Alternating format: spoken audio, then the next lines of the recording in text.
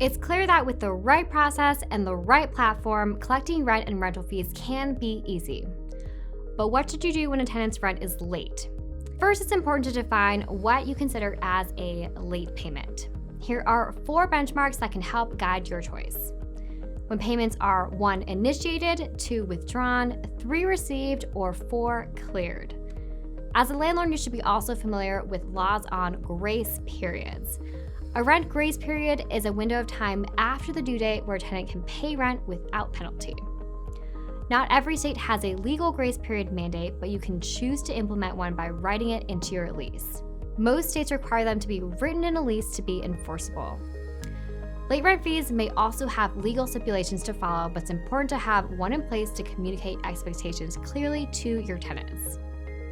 A late fee may also dissuade tenants from paying late. However, there may be a time when your tenants consistently miss the due date. This may merit explaining to your tenants that rent is due on your specified date.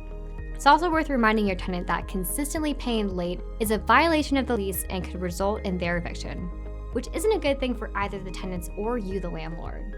And remember, you can always connect with me on Instagram at Lattes Leases for more information. Thanks again.